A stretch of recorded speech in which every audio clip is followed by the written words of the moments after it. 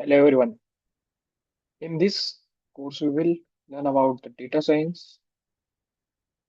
We will cover 12 topics in this course, which will be basics of programming in Python. We will be doing the course in Python language. We won't be using the R language.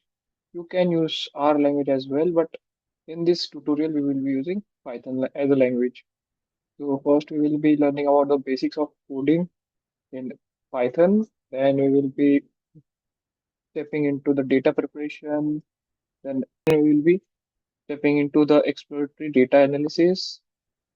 After that, we will be cover data presentation phase to model the data, model evaluation, news bills, classification, neutral networks, clustering, regression modeling, dimension reduction, logistic regression modeling, association rules. First of all, we will be covering the basics of coding in Python. So let's get started with our first topic, basics of coding, Python programming. Welcome to the world of Python programming. Whether you are just starting your out or looking to refresh your skills, this guide will help you learn the fundamentals of Python step by step.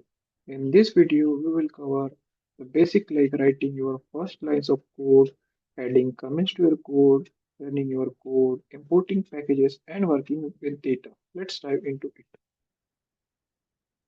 Uh, let's start with some simple but very important comments. Comments are lines in your code that explain the code does, that explain what your code does, and they are completely ignored by the Python when running your program. There are two types of comments in Python. The first is single line comment, which starts with the symbol hashtag. The second is multi-line comment, which you can create by using triple quotes. Multi-line comments are useful when you need to explain larger block of codes or leave detailed notes. Why to use comments? Comments are essential for making your code more understandable. If we use comments in our program, the code is more understandable. We can add comments to every function or loop so that the other. Now our next subtopic is executing commands in Python. Now let's move on to actual writing and running Python codes.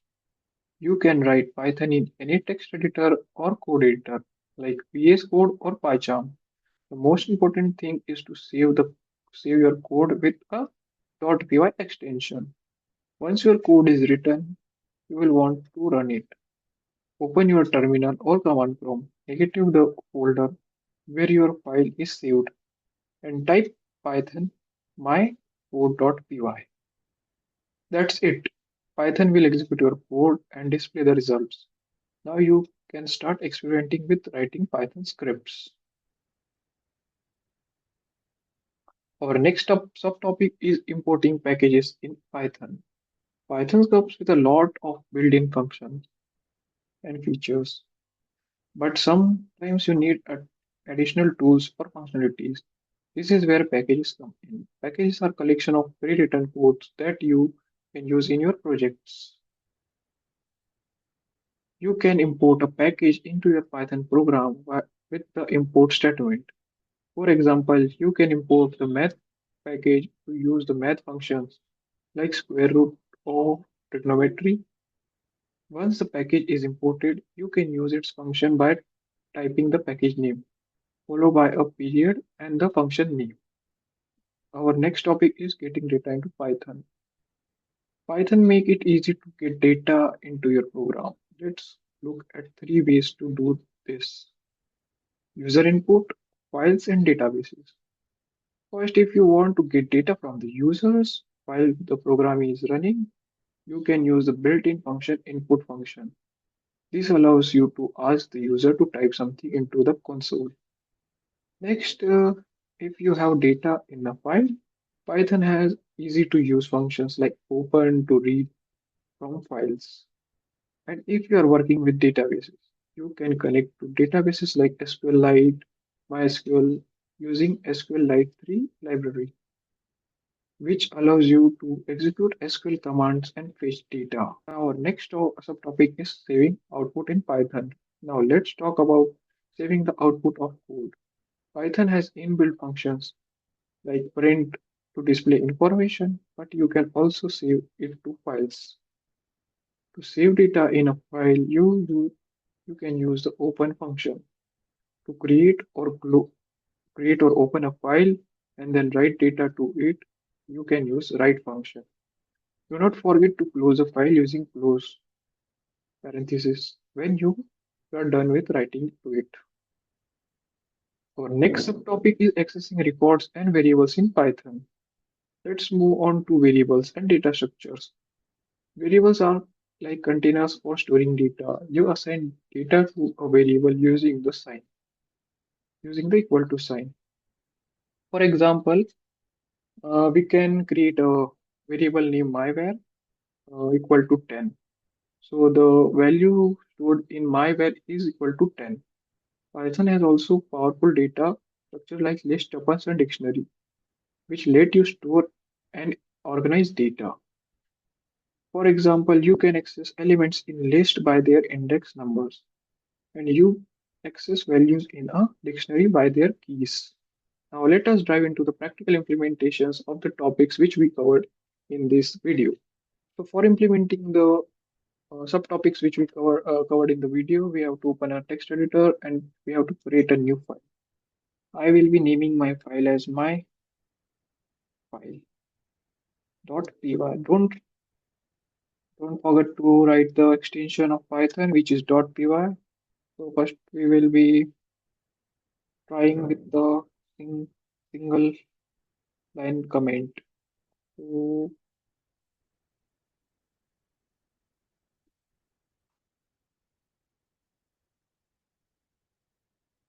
this is a print function in which I will be giving the value as 25. So in this is a single line comment. And if we run this code, we will be getting print 25, only 25 in the output screen. So let us see by running it. So here is so the 25 is the output of the program. So when if we don't write this, it will give an error. So for this we have to use the single line comments. Now for multi-line comments, we have to use triple quotes, or we can use multiple single line comments also.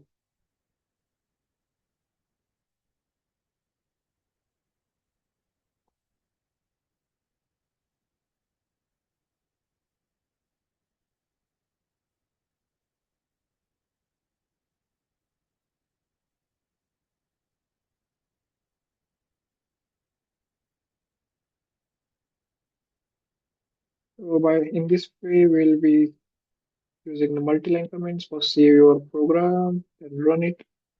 And here is the output of the program. It is hello world.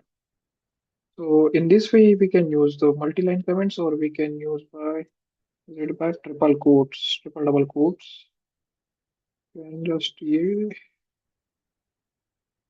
yeah, this is done. This is also called a multi-line comment.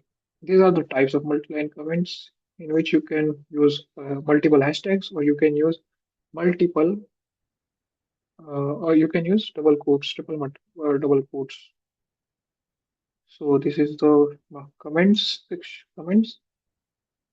Now for importing files, we have to write the file name from which we are importing from math. We're importing from math library, and what we are importing, we are importing the value of pi. Now we will be printing the value of pi, print pi. Okay. After running this code, we will getting that the value of pi. Yeah, here is the value of pi. So this is how we can import the files, and we can also write it, import star. It will be importing all the libraries which are included in the math module. Okay, after that, we will be assigning values to variable. By default, variables, the values of variables are stored in string, so we can use a name as a variable, and we will be storing a string as a location.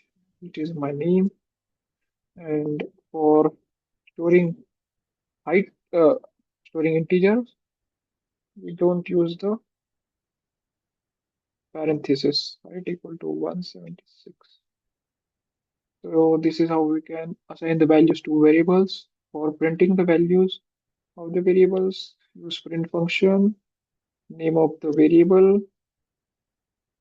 comma the other name, comma the second variable. Okay, save the program and run it. So like this, the output comes over here. Well, this is all about the implementation of the topics which we. Congratulations, you have now learned the basic concept of Python programming. But remember, learning programming is a journey.